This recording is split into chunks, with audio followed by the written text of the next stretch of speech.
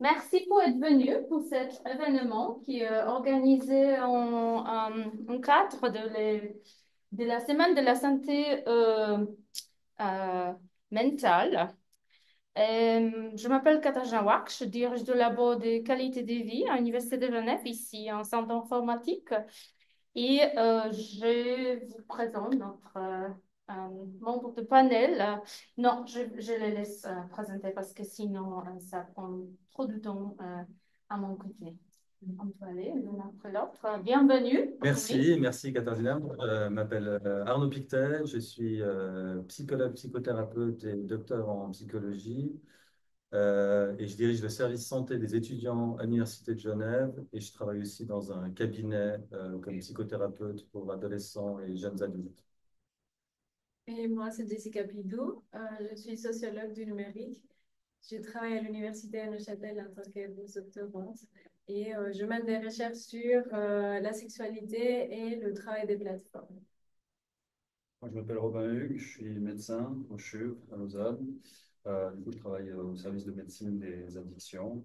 Et puis, parallèlement, j'effectue un travail de recherche sur les applications dans le traitement de la dépendance au cannabis. Merci beaucoup. Ça fait longtemps, c'était mon rêve de proposer d'avoir cette discussion interdisciplinaire sur la psychologie, sociologie, psychiatrie, la partie médicale et moins médicale. Et moi, je vais faire des recherches sur la qualité de vie qui est surtout liée à le comportement quotidien. Et quand j'écrivais un livre à l'époque sur qualité de vie, c'était évident que la partie de technologie ne vient pas souvent, oui, toute seule. C'est vraiment lié à notre comportement quotidien et lié à notre, oui, l'attitude, les comportements qui sont liés en santé. J'aime bien dire que dans mon recherche, je veux commencer, on va passer, chacune on va peut-être donner quelques anecdotes et aussi l'histoire et l'évidence sur notre partie de recherche. Comment les téléphones, comme notre technologie, comme notre smartphone, peut-être notre dispositif connecté, peut être utile pour nous aider sur la partie de comportement en santé, santé mentale, et comment ça peut aider maintenant, mais comment ça peut aider en futur aussi. Ça, c'est aussi intéressant. Oui, je propose, moi, j'ai beaucoup d'expériences et beaucoup des exemples que j'aime bien montrer, mais peut-être on passe par Arnaud. Merci. Mais merci à toi. Comment ça peut aider Comment ça peut aider? Après, je peux parler de la santé mentale parce que ça, c'est un Oui. petit peu c'est un petit peu mon domaine. Moi, j'ai l'impression que je suis passé par plusieurs phases, en fait, dans mon rapport à la technologie numérique dans la santé mentale. J'ai eu une première phase d'enthousiasme en tant que chercheur et j'ai travaillé sur le développement d'une application avec toi pour les étudiants qui faisait de l'activation comportementale, donc vraiment une application d'auto-assistance pour permettre aux étudiants de finalement de sortir un peu d'un état dépressif léger à modéré par l'activation, par la recherche d'activités gratifiantes, etc. Et ça a été, je trouve, une très belle aventure et j'ai beaucoup cru à ce projet. Et puis après, dans une deuxième phase, j'ai eu plus de scepticisme parce que dans ma pratique clinique, j'ai vu beaucoup de jeunes et j'ai moi-même des enfants qui sont beaucoup sur leur téléphone. Et finalement, j'ai peut-être vu un peu plus les mauvais côtés de cette technologie. Et peut-être aussi avec l'âge, je ne sais pas, j'ai eu peut-être une réaction un petit peu de réactionnaire de type de 45 ans qui est contre un peu non, la nouveauté, l'évolution, etc. Et donc, je disais finalement, il n'y a rien qui va remplacer le contact humain, etc. pour la santé mentale. Finalement, dans quel monde est-ce qu'on vit de vouloir robotiser l'aide alors que c'est tellement humain, etc. Enfin, une réaction un peu presque épidermique, un peu qu'on rencontre chez beaucoup de gens, j'ai l'impression. Et puis maintenant aussi, je pense du fait de l'âge, j'ai appris un peu à nuancer mon jugement et finalement, tout ça est très complexe. Il n'y a pas de choses, il n'y a pas de positionnement catégorique à avoir vis-à-vis de la technologie. Je pense qu'il y a énormément de choses positives qu'on peut en tirer. Et j'en suis moi-même l'exemple parce que je travaille souvent avec les jeunes où finalement je leur propose des applications pour faire toutes sortes de choses, comme la mindfulness par exemple, qui est un super exemple. Il y a des très belles applications de mindfulness comme Headspace ou Petit Bambou qui sont utilisées par énormément de jeunes et qui leur apportent énormément de bénéfices. Beaucoup d'applications sur le sommeil, l'évaluation de l'humeur, la respiration, la cohérence cardiaque, etc. Donc ça, c'est vraiment pour moi des grands succès et je pense que c'est une aide formidable. Et aussi, en tant que responsable d'un service universitaire, je me rends compte à quel point on vit dans un monde où les ressources sont tellement limitées. On a un tel manque de soignants avec une demande qui est en explosion, des jeunes qui vont vraiment, vraiment pas bien, une grande proportion de jeunes qui ont besoin de soins en santé mentale. Et je me dis que finalement, on n'a pas réellement le choix et le luxe de se dire qu'on ne va pas pouvoir se passer de la technologie. La technologie, on en a réellement besoin. Et donc, il faut pouvoir accompagner ce développement, travailler en collaboration, peut-être avec des approches, une approche qui est plus complémentaire qu'une approche qui viserait à se substituer à un soignant. Mais je trouve qu'il y a beaucoup, beaucoup de choses intéressantes à en tirer à travers l'intelligence artificielle, etc. Et finalement, on ne peut pas tout faire dans un cabinet de psychothérapie en voyant la personne une fois par semaine. On se rend compte qu'on est très limité aussi. Et le smartphone, c'est quelque chose qu'on a tout le temps dans la poche, 24 heures sur 24. On ne se sent pas. Il y avait une étude récemment qui disait que les jeunes téléphonent de moins en moins avec leur smartphone. Ils sont beaucoup sur la messagerie, etc. Et en fait, une des raisons, c'est la gêne sociale, la peur de déranger, en fait. Et c'est vrai que ça, c'est très frappant. Oui. On n'ose plus téléphoner. Oui, les gens s'énervent même Ouais, quand on exactement. appelle. Parce qu'on est Pourquoi tout tu le m'as temps, appelé? on est tout le temps disponible. Et en fait, ça, bah, vous prenez un chatbot et vous n'allez jamais le déranger, non? Et je veux dire, finalement, ce truc-là, je trouve très intéressant. Alors, après, il y a des dérives, il y a des choses. Je pense que une inquiétude que moi j'ai, c'est l'impression d'avoir un lien réel avec l'intelligence artificielle, hein, ce qu'ils appellent l'effet ELISA. Je ne sais pas si on aura le temps d'en parler, mais il peut y avoir vraiment une forme d'impression qu'on a réellement une personne impliquée émotionnellement dans le contact avec le chatbot. Ça me paraît dangereux. Ça a donné lieu à des dérives avec des personnes, dont Ça ce arrive type en maintenant. Belgique là, qui s'est suicidé après avoir eu des interactions avec une intelligence artificielle. Euh, et si c'est au détriment de contacts sociaux, etc., ça, c'est une inquiétude que j'aurais. Une autre inquiétude, c'est évidemment qu'on ne peut pas réduire l'aide psychologique à quelque chose qu'on pourra robotiser, parce qu'on ne pourra jamais totalement la robotiser, cette aide. Il y a un aspect humain qui est irréductible et qu'on ne pourra jamais traduire totalement en intelligence artificielle. Et ça, je pense que c'est important de le dire. Et donc voilà, et il y a aussi un cadre à donner d'éthique, de déontologie par rapport à ces technologies. Il ne faut aussi pas que les gens pensent qu'elles peuvent les aider dans tous les cas. Elles peuvent contribuer à aider, mais il ne faut pas qu'elles prétendent pouvoir soigner des problématiques psychologiques qui sont parfois graves et complexes. Donc voilà, il faut que ce soit dans un cadre, etc. Mais moi, je suis finalement assez enthousiaste par rapport à tous ces nouveaux développements. Et quand on voit les jeunes d'aujourd'hui qui vivent avec ces technologies, eh ben, finalement, c'est un formidable moyen d'accéder à eux et de les aider à se sortir parfois de l'isolement, de difficultés, etc. Donc voilà où j'en suis aujourd'hui. Merci. C'est un grand voyage. Merci Ouais, c'est ça, c'est un de voyage. partager. C'est incroyable. J'ai plusieurs questions, mais certes. Oui. Merci. Alors, moi, je ne sais plus la question, mais je vais suivre un peu la logique de quelle est ma relation avec les Oui. applications et l'expérience.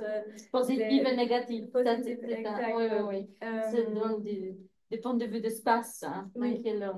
Donc, Donc, déjà, il faut dire que je ne suis pas experte dans la santé mentale, mais que, en tant que sociologue, j'ai étudié quand même les interactions sociales avec les applications.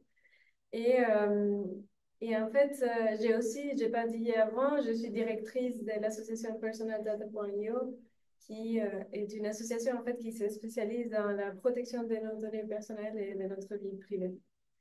Et c'est dans ce cadre-là où j'ai aussi plus développé une approche de comment rendre ma recherche utile pour la société civile. Et, euh, et en fait, on avait beaucoup reçu aussi le retour d'expérience des personnes qui venaient à l'association nous dire j'ai eu une telle expérience mauvaise ou bonne avec une application. Et c'est là où je me suis plus intéressée en fait à l'impact, soit psychologique ou social, des applications. Euh, j'ai beaucoup échangé avec toi aussi, Kata, et on a beaucoup discuté sur tout ça, c'est l'impact dans la santé mentale. Et dans mon cas, j'ai commencé des recherches, j'ai commencé avec les applications des rencontres. Comment elles sont développées. Donc, j'ai aussi l'autre côté de qu'est-ce que dans la pratique de développement des applications, on va introduire soit des méthodes ou des choix, en fait, qui vont finalement pouvoir avoir un impact dans cette expérience positive ou négative de la personne. L'un des cas dont je parle beaucoup, c'est le cas de Tinder. En fait, dans un système qui, comme une application, va collecter des données sur nous, par exemple dans un formulaire où on crée un profil, il y a beaucoup de données sensibles qui sont collectées. Et notamment dans des applications où la sexualité est importante, on va rentrer sexe, genre, orientation sexuelle, statut VIH, préférence sexuelle. Les pratiques, moi je, oui. Oui, les pratiques. Il y a Pour plein l'homme, de c'est choses. taille de pénis. Pour la femme, c'est la poitrine, la taille de la poitrine, etc. Donc, c'est très détaillé. Et ça veut dire que ça parle aussi de notre santé sexuelle. Et, et en fait, cette définition est faite en amont par des humains qui vont coder ces applications, ces formulaires en ligne et les systèmes automatisés. On parle des algorithmes parfois, mais c'est tout un système informatique complexe, en fait, qui va préprogrammer ce qui est possible de se passer avec l'application. Et donc, il y a, par exemple, on va rentrer des normes hétérosexuelles sur comment représenter la femme, le corps de la femme, la longueur des cheveux, c'est mis en avant, alors que c'est un objet érotisé historiquement. Et donc, on commence à créer, en fait, par la technique elle-même, des images, des imaginaires de la femme, de la pratique sexuelle, dont aussi, par exemple, les sites pornographiques jouent un rôle très important. Et avec l'association, par exemple, on travaillait avec des associations, d'autres associations pour la prévention des addictions aux plateformes, notamment dans le cadre des pornographies, etc. Et en fait, on montrait que les catégories utilisées dans les sites pornographiques créent un imaginaire pour les jeunes garçons ou les jeunes filles sur comment performer le sexe et l'acte sexuel. Et ça, donc, je reviens à ma problématique, cette définition des variables. Donc, qu'est-ce que je collecte dans un profil, qu'est-ce que je montre dans une vidéo, etc., est visible pour la personne et crée un imaginaire. Et dans le cas des jeunes, c'est un homme qui a un sexe très grand et donc meilleur. Et qu'est-ce qui se passe si moi, je réponds pas à cette norme? Et c'est comme ça donc, que je m'intéresse beaucoup au cycle plutôt des comment on crée une technologie, comment on l'utilise, et donc c'est ces processus d'interaction qui va influencer notre interaction sociale, notre santé, etc. Et ensuite, un autre point pour finir là, c'est l'addiction, dont je ne suis pas experte dans l'idée d'addiction avec les applications, mais j'ai quand même constaté que le design de l'application, notamment le swipe, le fait de dire oui ou non, de balayer une photo à gauche ou à droite, c'était un geste qui est devenu très facile pour les personnes et qui crée une pratique très accélérée en ligne, ce qui nous ramène à passer beaucoup de temps connectés parce qu'on pense que c'est très facile, oui, effectivement. Mais on active quand même d'autres tâches cognitives. Et après, j'ai fait des entretiens avec des personnes qui utilisent l'application. Et ces personnes elles-mêmes disaient, ah, je pense que je commence à réagir un peu comme le swipe de Tinder. Je dis très vite non. Et je passe à un autre profil, à un autre profil. C'est la vie quotidienne. Oui, exact. Dans le rendez-vous face à face, donc la personne fait, Ouais. OK, oui, j'ai choisi une personne, on va à un rendez-vous face à face. Ah oui. Et la personne dit, ah non, ça va pas jouer, c'est bon, j'y vais très vite. Et c'est pas parce qu'elle a une mauvaise surprise, parce que ça correspond pas au profil Tinder. Ça, Aussi, mais c'est où je me Ouais. dis qu'il y a quand même un processus de... On est habitué maintenant dans les applications Mhm. à éliminer. On fait plus de choix, Oui. à mon avis. On fait plutôt d'élimination parce qu'il y a une telle masse de données, une telle masse de profils à évaluer, à comparer. Donc, c'est une pratique quand même quantitative de comparaison qu'on n'avait pas avant à cette échelle. Et donc, les gens arrivent au rendez-vous, commencent à comparer effectivement avec le profil. Ah non, mais elle n'a pas mis le bon âge dans l'application parce qu'elle ressemble beaucoup plus âgée quand même. Ou, enfin, tout un tas de points de comparaison. Mais surtout, les gens disent non, je pars. Ce qui est très critique pour la question de la formation du couple et la construction d'une relation sociale, familiale, affective, c'est créé dans le temps, avec des négociations, avec de la tolérance. Et ça, à mon avis, c'est problématique dans les applications, au vu de l'accélération, en fait, que ça met en place par le biais du design. Donc, je dirais que c'est une approche plutôt critique de ce qui se passe. oui.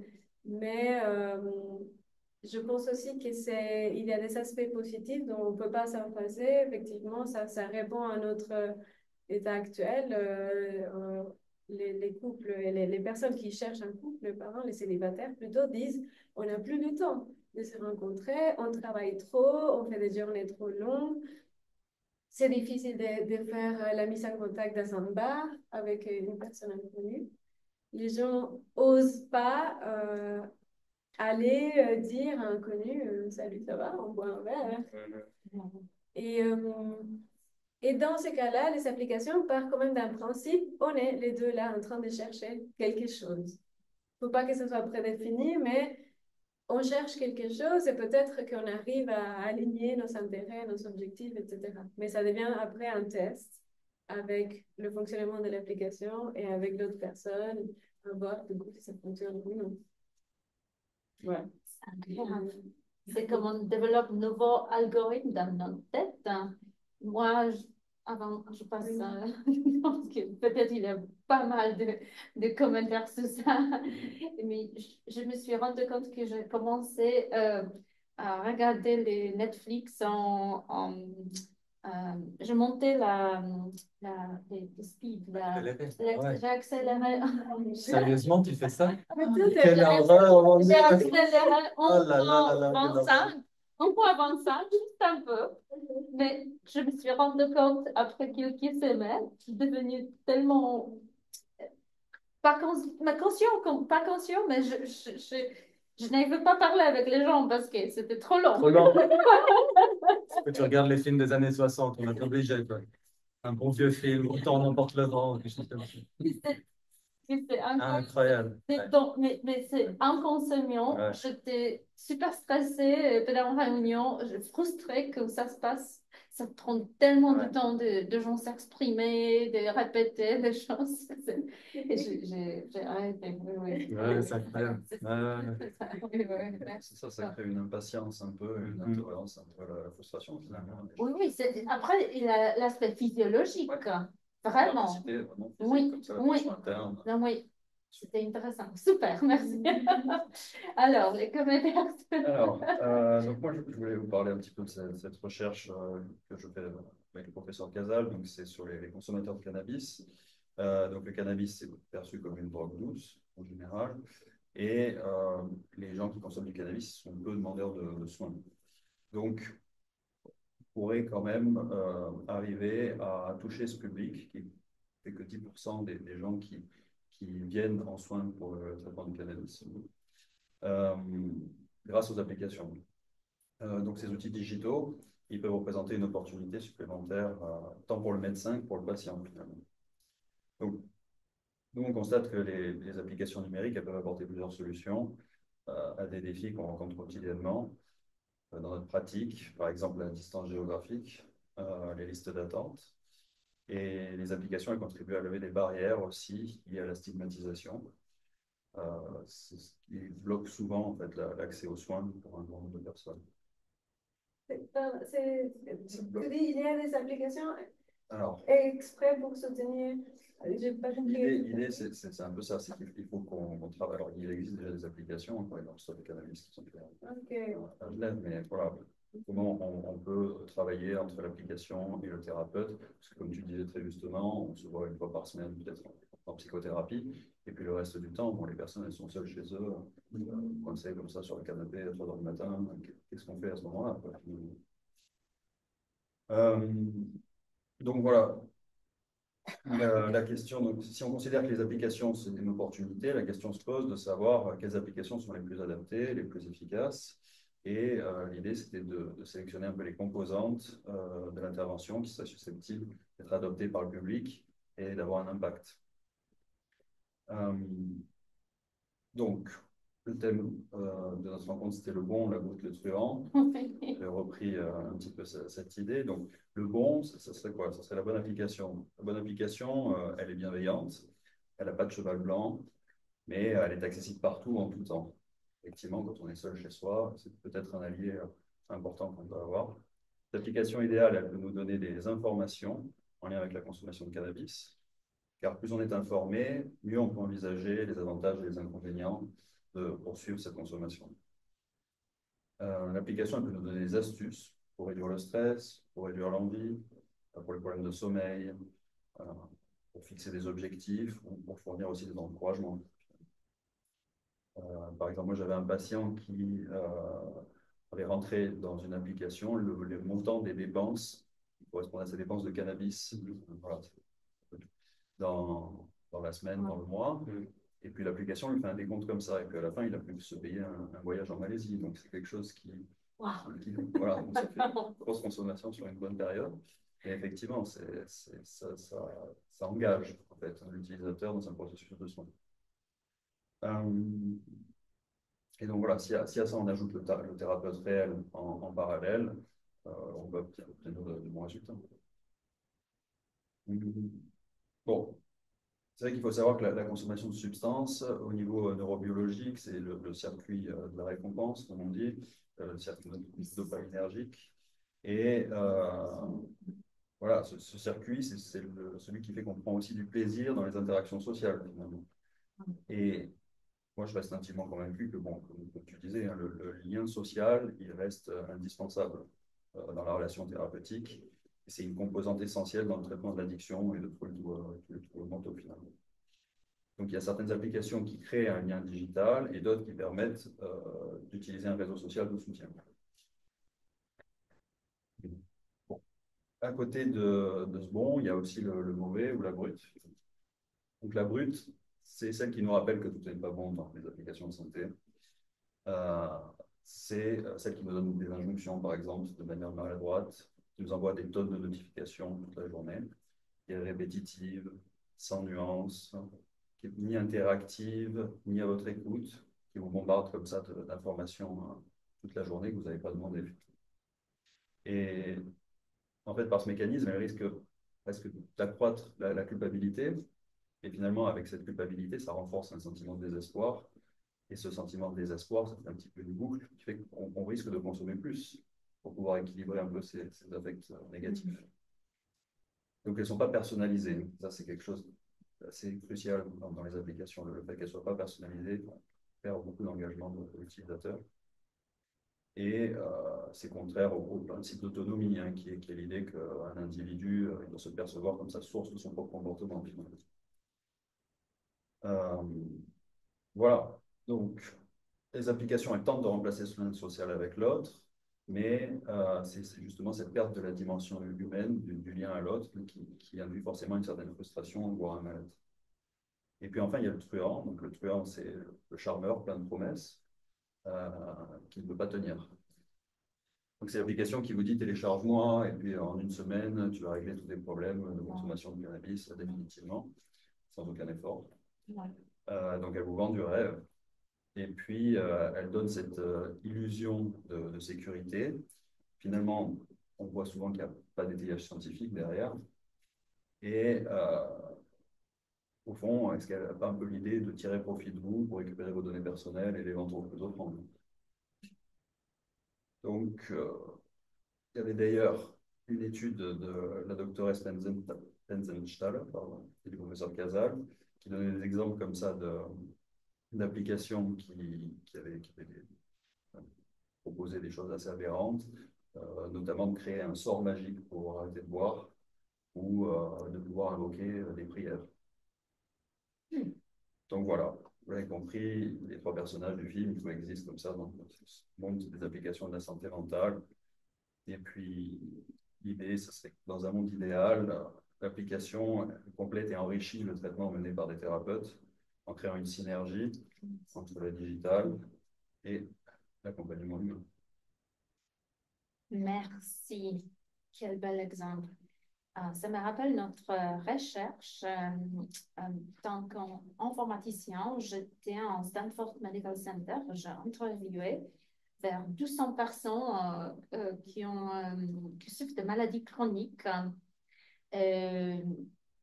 par en même temps, l'un après l'autre. Il y avait un entretien individuel pour les personnes qui ont été dans les descentes d'attente, les descentes d'attente pour voir les médecins d'obésité, de diabète type 2 dans les autres.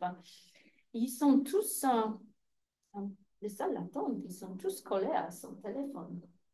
Et moi, mon question principale, c'était, oui, je discutais avec les personnes, je dis, je ne suis pas médecin, est-ce que je peux parler avec vous sur votre utilisation des technologies?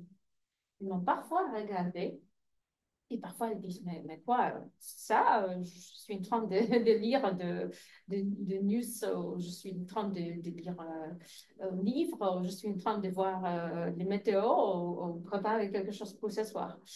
Mais c'était intéressant que selon cette discussion, après, je me suis rendu compte que la partie de efficacité de soi, peut-être ça, self-efficacité, la théorie de self-efficacité de soi, c'était super important. C'était déjà montré par cet exemple, merci. Et aussi ici, c'est comment je sens avec moi-même, comment je suis, comment je me perçois grâce à cette technologie, les interfaces, les messages, cette interaction, et comment je prends soin de moi au pas. Et pour 200 personnes que j'ai interviewées, parfois les personnes âgées, mais parfois vraiment personnes jeunes qui sont malades, oui, ça arrive. Et parfois, ils disent que non, jamais. Faire 20% de cet échantillon, je ne peux pas dire que c'est un échantillon représentatif de tout le monde, mais parce que c'est aussi dans ce contexte des États-Unis, à côté de San Francisco, on peut dire que c'est un peu plus enlevé de l'utilisation de technologie, il est là, mais vers 20% de cet échantillon, ils disent jamais, je ne touche pas mon téléphone. Il y avait une personne qui était visiblement, il était vraiment fâché sur moi. J'ai demandé cette question, c'était monsieur, je me rappelle bien. Pourquoi vous m'avez demandé ça? Je ne mélange pas mon santé avec mon téléphone. C'était vraiment la phrase principale. Pourquoi vous êtes qui? Quel type? Je viens ici je suis malade, je viens ici pour docteur X, Y, Z. Pourquoi vous me demandez ça? Il était vraiment fâché sur moi de demander cette question. La phrase, c'était, je ne mélange pas mon santé avec mon téléphone. Bon, il y avait l'autre personne qui ont dit non, je n'utilise rien, je suis ici juste pour voir le médecin, l'infirmière, tout ça. Il y avait l'autre partie de cette groupe de personnes que j'ai interviewées, c'est vers 20 personnes encore, qui ont dit, ah, c'est difficile, parce que c'est vrai, parfois c'est difficile, hein, d'un point de vue interaction et aussi informatique, les mots de passe, les connexions, les interactions des interfaces et tout ça. Ils disent, oui, peut-être si j'apprends à utiliser ça ou ça, ils sont d'accord d'apprendre, mais ils ne sont pas encore là. Et les autres groupes, les 60% de cette 200 personnes que j'ai interviewées, ils sont plutôt d'accord. Et moi, j'ai entendu parler sur différents exemples l'utilisation des téléphones et aussi les dispositifs connectés. Il y a certaines personnes, peut-être 10 au maximum, qui ont l'Apple Watch, Fitbit ou quelque chose comme ça, utilisé pour avoir les vues sur le point de vue de activité physique et sommeil. Et sommeil, il y avait une personne qui m'a vraiment dit qu'il a bien compris comme le sommeil il est lié à son l'état d'anxiété et l'état d'anxiété il est lié à son euh, comportement alimentaire. Peut-être. Oui, on connaît tout ça, mais dans cette clinique, c'est la clinique obésité, les médecins, il a toujours dit il faut perdre du poids, il faut manger mieux.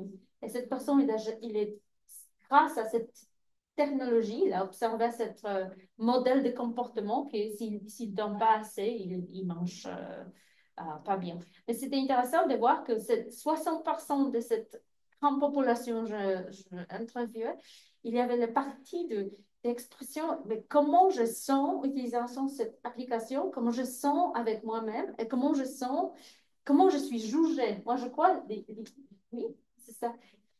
C'est une notification, information, et comment je suis jugée par cette application, si je prends bien soin de moi ou pas. Et la dernière phrase, j'aime bien juste dire qu'il y avait une dame, parce que elle a eu la Fitbit, et je demandais si elle partage les données avec les amis. Parce que normalement, dans chaque application, peut-être, maintenant, avec chaque application, on peut partager les données avec n'importe qui. Et on peut avoir un petit de joie, c'est qui est le meilleur, c'est comparé. Il a dit, moi j'ai assez de personnes qui me jugent offline, en vie quotidienne. Je n'ai pas besoin je Fitbit, j'ajoute pas les amis, je ne partage pas les données parce que je vais avoir la sensation d'être jugée encore dans mon téléphone. Ça, moi je trouve intéressant, l'efficacité de soi. Il faut, nous, moi, comme technologiste, je peux dire, on ne peut pas on peut pas pousser la technologie. Il faut trouver les gens où ils sont, trouver les gens d'un point de vue émotionnel, et des attitudes, de comportement, et comportement, comportement aussi, des changements de comportement, s'ils sont d'accord ou pas. Il ne faut pas juste pousser quelque chose. Oui. Quelque chose que tu as dit par rapport à la sociologie est très intéressant, c'est le rapport à la norme. Quand tu parles de jugement, enfin, c'est intéressant il me semble que dans le domaine de la santé, du coup, il y a un rapport à la norme qui est très fort. Qu'est-ce que c'est d'être malade ou pas malade? Et, euh, et ça me paraît aussi quand même délicat si on est seul avec l'application, avec un smartwatch, comment on comprend cette norme?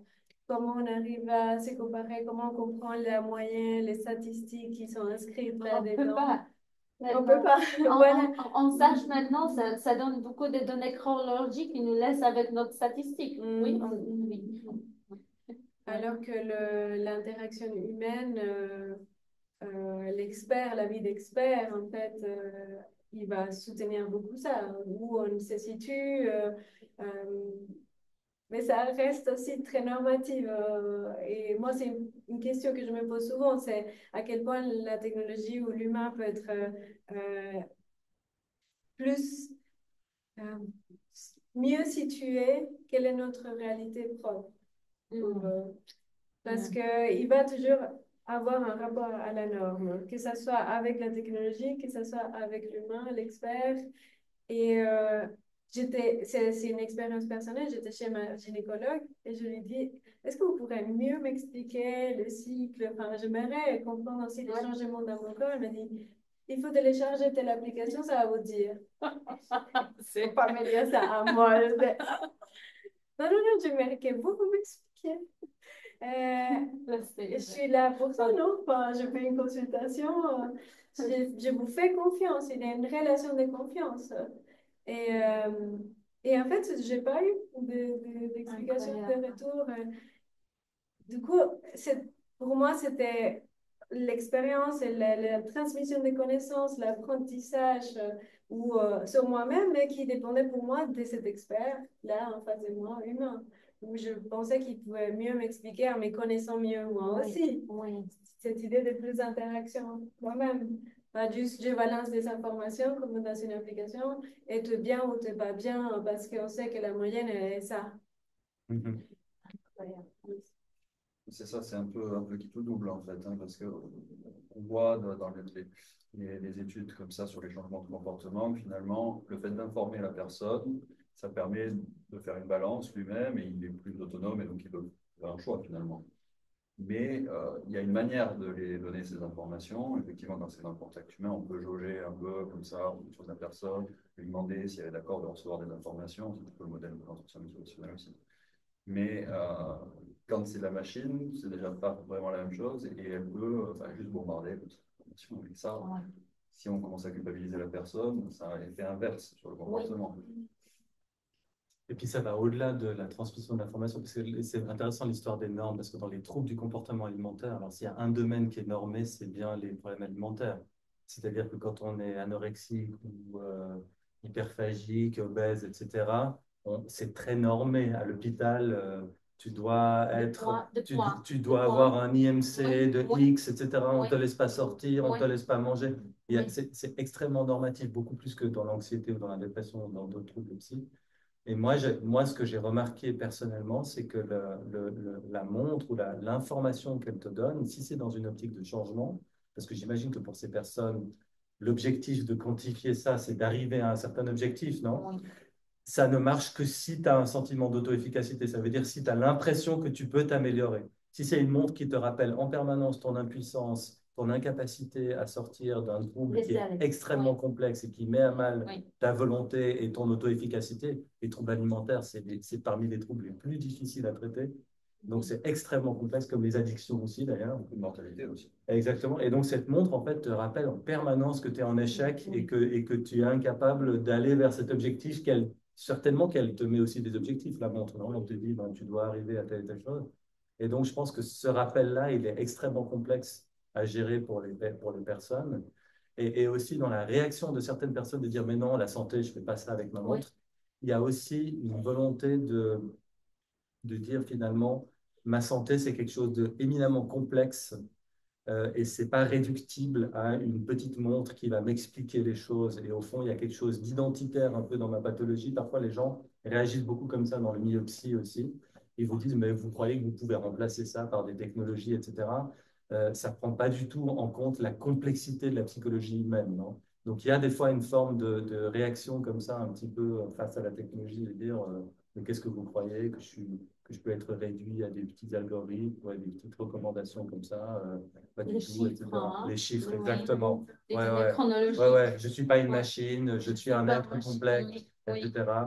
Ça, c'est intéressant parce qu'on voit souvent, on pense que les ados, en fait, ils ne savent pas, ils ne se connaissent pas comment ça les affecte. Mais j'avais lu en sociologie, toujours, mais comment ils consomment de l'information en ligne. Et en fait, c'était très au courant des limites.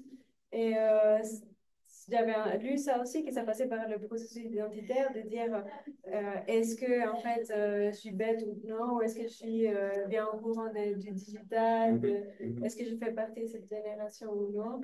Et en fait, pour le fun, pour localiser ses amis, etc., enfin, ils utilisaient très bien la technologie et le reste, ils ignoraient, ils mettaient en silence. Ouais. Donc, ils ont une bonne gestion de la technologie finalement, et ils ont ils ont aussi une bonne littératie. Et c'est vrai qu'ils cherchent beaucoup l'information par eux-mêmes. Tu parlais de l'exemple de la gynécologie. Je peux imaginer qu'un jeune de 15 ans va très facilement, c'est peut-être plus difficile pour un très jeune d'aller demander ça à un soignant. Il est plus sensible à la stigmatisation ou à la gêne. Et ils vont beaucoup aller s'informer avec des applications pour savoir connaître leur cycle, connaître toute une série de choses. Les jeunes filles utilisent beaucoup les applications pour ça, effectivement. Un sujet avec Internet aussi, tout ça. Finalement, on est en train de changer un petit peu le rapport à la pathologie en général, parce que je suis tombé sur une étude qui disait que finalement, maintenant, les gens arrivent un peu à s'autodiagnostiquer, ce qui était impossible avant. Alors, avec les avantages et les inconvénients de ça, mais il y a quand même une bonne partie qui arrive à trouver juste, finalement, parce que, à force de chercher les informations. Voilà, il y a aussi le Doctissimo qu'on connaît tous, on a plus un cancer, et qu'on a un petit bouton sur la main. Ouais, et puis le problème, c'est que les troubles psychiatriques sont assez peu étayés sur le plan scientifique, et donc c'est très facile de s'autodiagnostiquer si on a envie de le faire. C'est-à-dire, il y a des catégories qui sont peu étayées sur le plan scientifique, comme le haut potentiel intellectuel, le trouble du déficit de l'attention, l'autisme, etc., qui sont des spectres qui finalement sont assez mal définis, font assez peu consensus.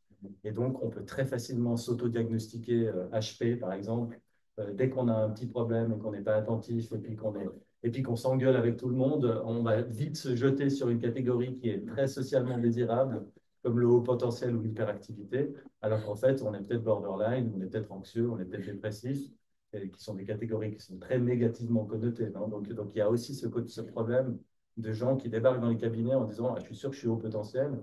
Et après, on fait un QI, et en fait, non, pas du tout, vous avez des pathologies et ce n'est pas tellement enviable. Donc, ça, je trouve qu'il y a des risques assez importants par rapport à l'autodiagnostic. Et c'est vrai que les gens le font énormément. J'avais une question. Oui. Et vous savez qui fait ces applications? Parce que de ce que j'ai vu dans les applications des rencontres, en fait, maintenant, l'innovation, elle est surtout accompagnée des informaticiennes et informaticiens, des entrepreneurs, dans un contexte des startups.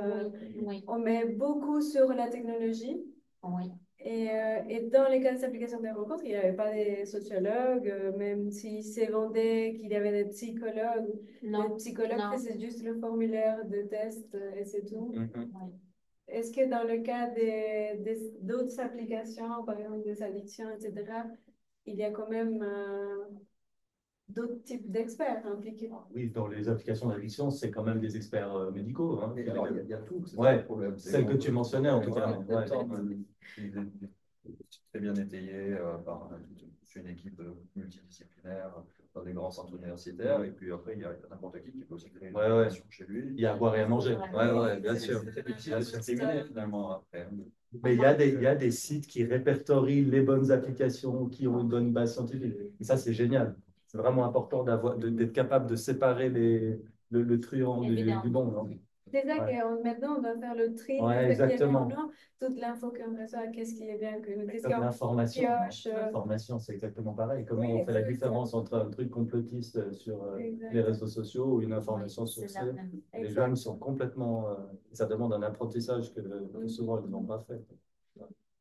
Ça demande littératie, Ouais, digital ouais, literacy. ouais, c'est ça, exactement. Oui, Ouais, ouais, Et aussi ouais. l'aspect critique quand on voit, parce que si on ne comprend pas que cet algorithme, surtout X, je suis désolée, mais je suis partie de cette Twitter X. Je vais même en compte parce que c'était n'importe quoi maintenant. Oui, oui, terrible. C'est aussi que ces lieux, ces espaces deviennent politiques ou politiques. Oh là là, il y a tellement de... Avec des choix arbitraires ou avec des idéologies que, en fait, oui, il faut... Mais je n'ai jamais vu tellement de spam. Et vraiment, ça, on n'a pas de temps de scroller, de voir les scientifiques, les autres personnes qui sont là, parce que vraiment, pour trouver quelque chose, il faut passer. Non, non, je dis non. Mais, pourquoi on trouve autant de n'importe quoi en ligne? On serait capable d'un point de vue informatique d'analyser la qualité, filtrer. Ah oui, bien sûr. Mais pourquoi on ne le fait pas? Ça va contre la liberté d'expression. Ça, c'est C'est le point de vue de Elon Musk. Mais est-ce que vous utilisez Twitter, X? Vous avez Arrêtez aussi. Au passage de X, Alors, toi, j'ai utilisé, mais très peu pour regarder un peu. Ok. Est-ce que moi aussi, peut-être une fois par semaine, et aussi parfois j'ajoutais l'événement, quelque chose, mais pas vraiment, je n'ai pas collé ce que j'ai. Est-ce que tu as vu les changements de dernière année? de changement de qualité de contenu.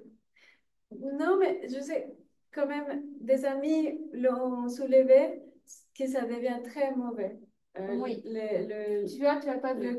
non, j'ai pas assez, mais Je regarde pas. on le dit par exemple aussi dans les résultats des Google Search, on Oui. le dit aussi dans ChatGPT. Oui. Mais que c'est justement la qualité des données et l'usage qu'on en fait aussi. Oui. Cette Oui. liberté d'expression Oui. et ouverture à tout le Oui. monde, en Oui. fait, fait aussi qu'on participe. Ah ouais, on alimente ça de manière négative aussi. Exact. Ouais, c'est ça. Oui. Moi, je constatais que à l'époque, imaginons, moi, j'ai 1000 personnes que je suivis. Il y a des scientifiques, il y a organisations internationales, je ne sais pas quoi. Et je scroll, bien sûr, bon, une fois par semaine et parfois pas quelque chose. Je retweet, je donne un like, quelque chose qui était une semaine, c'est une semaine. Mais bon, ça va, bon, c'est pas grave. Mais dernièrement, je me suis rendu compte que pour voir les personnes que moi je suivis, il faut passer par cinq, je sais pas, contenus recommandés. Peut-être je ne suivis pas assez du monde. Peut-être les algorithmes pensent quand j'ai besoin de plus de contenu. Et je scroll, j'explore. Il y a quelque chose qui m'intéresse. Après, il y a cinq choses, cinq personnes. Je ne sais pas, c'est un spam. C'est vraiment c'est une petite vidéo. C'est dans les choses bizarres, vraiment, qui sont liées en technologie, mais vraiment les choses absolument bizarres, hallucinantes. Après, je regarde, ah oui, je connais cette personne. Après, il y a 5, 10 choses qui, ça ne m'intéresse pas. Je suivis pas cette personne. C'est suggestion de, mais c'est pas possible. Oui, oui. Est-ce qu'on revient au modèle économique Oui, c'est ça. de ces applications mobiles en général? C'est la pub. Donc, Oui. on collecte des données pour la pub. Et le fait que ça soit gratuit. Et c'est nous les produits. Oui, C'est quelqu'un qui a dit ça. et Oui, du oui. coup, il faut qu'on accepte tout ce qui vient parce que de toute façon, on n'a pas un mot à dire. En fait, notre pouvoir, il est, à mon avis, euh, diminué ou mis en silence parce que de toute façon, on nous dit c'est gratuit, vous en profitez, etc. Alors que ton exemple était intéressant du fait que le patient qui notait l'argent, Oui. quand il avait un rapport financier Oui. qui impactait, je me suis dit, et c'est un débat politique et philosophique, c'est est-ce qu'on fait payer les gens l'usage de l'Internet, d'accès à des sites, d'accès à une application, etc. Pour qu'on puisse aussi contester ce qui se passe, contester la mauvaise qualité du contenu, contester que ça me fait du mal. Comme service, qualité de service. Oui. Oui. Qui trie après l'information, c'est ça. Mais on pourrait du coup imaginer qu'il y a des meilleures ressources qui sont mises justement dans la modération du contenu, la qualité de développement de ces applications. Aujourd'hui, je travaille avec c'est un syndicat de modération du contenu au Kenya. C'est eux qui font le tri du contenu pour nous. Ils voient le pire d'Internet. Ouais. Et par exemple, hein. exact, ces gens travaillent pour TikTok. Et TikTok, c'est l'une des applications qui crée le plus d'addictions parce qu'ils sont montrés dans une étude, il prend que 10 secondes pour que l'algorithme devienne trop extrémiste.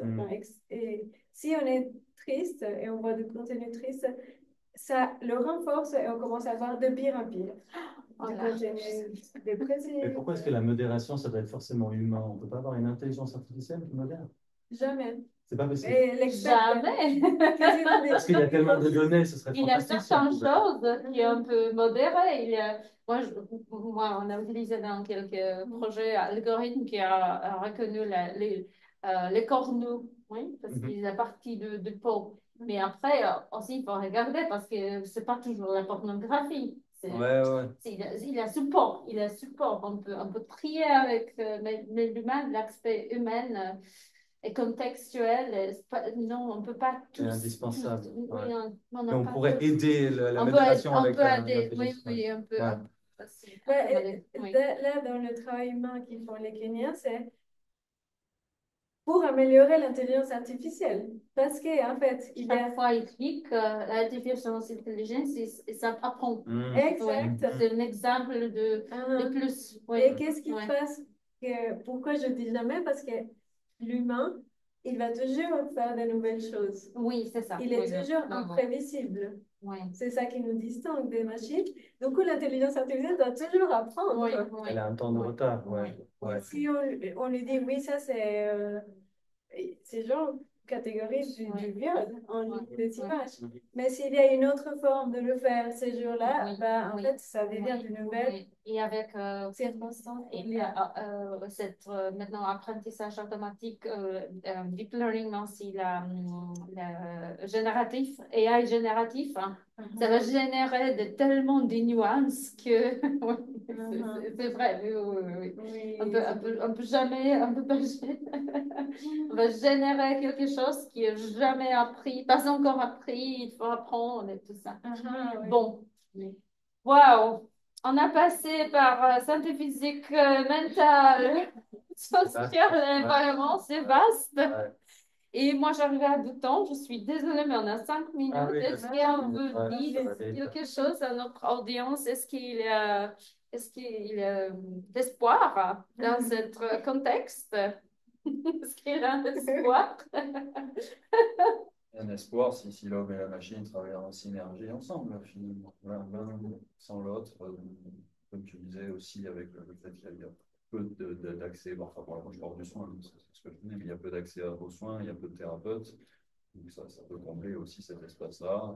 Le côté stigmatisation aussi, donc le travail ensemble, il a son intérêt. Hein. Oui, mais pour moi aussi, pour aussi sortir de toutes ces limites, je pense qu'il y a quand même beaucoup de potentiel. Mais pour moi, la technologie, elle doit devenir un bien commun. Il faut que ça soit en main des sociétés, des gens qui ont créé des collectifs, des communautés, justement des experts. Je pense que du coup, comme la santé, elle est aussi plus régulée, on peut avoir plus de contrôle sur l'innovation, comment la réguler, etc. Où il y a d'autres domaines où c'est un peu peut-être plus libre, on peut faire beaucoup de choses. Mais du coup, pour moi, c'est aussi avoir le soutien des institutions, des régulations qui existent, etc., pour avoir des meilleurs espaces sociaux en ligne. Moi, je crois beaucoup dans le progrès humain et souvent on critique un petit peu les jeunes en disant ils sont tous addicts à leur téléphone, alors qu'en fait, c'est nous les moins jeunes qui sommes les plus addicts. Et souvent, c'est quelque chose qui me fait sourire. C'est vrai. C'est-à-dire qu'on projette un peu nos propres difficultés sur les jeunes générations et je suis le premier à le faire. Je dis à mes enfants, pose ton téléphone pendant que je leur dis, je suis moi-même sur le téléphone. Et en fait, les jeunes, ils gèrent beaucoup mieux que ce qu'on croit, en fait. Non, ils ont parfois un meilleur rapport à la technologie que nous. Et je me dis que finalement, ils vont avoir cette capacité aussi à faire une place à la technologie, mais aussi à savoir la mettre de côté quand il faut la mettre de côté, à retrouver. Je pense qu'il y a un effet de balancier. Il y a eu peut-être un moment donné où la technologie, elle a cet effet très enthousiasmant, où on l'utilise énormément, et puis à nos propres dépens. Et puis, il y a peut-être un moment donné où on va être mieux capable de se dire, ben, dans un espace donné, je limite la consommation de la technologie, je pose mon téléphone, je fais d'autres choses, je vais dehors, je parle avec mes amis, etc. Je crois pas mal à ça, moi, en fait. Je crois qu'on va pouvoir apprivoiser tous ces appareils pour avoir une vie plus saine et plus équilibrée. Merci, oui, C'est l'espoir. l'optimisme. Oui, Ouais. moi aussi. Je parlais dernièrement avec quelqu'un et il y en a bien discuté sur le point de vue que d'un point de vue d'environnement, notre gène, hein, génétiquement, on a changé, on a cette intelligence et tout ça, il a changé notre corps, notre physiologie, oui, la partie humaine changeait, mais peut-être on va pas avoir ça, le changement génétique, ce point de vue de l'utilisation de technologie, mais c'est la partie de comportementale et ça se passe par éducation et l'aspect de pensée critique et oui, l'éducation. Il faut commencer à tôt et bon.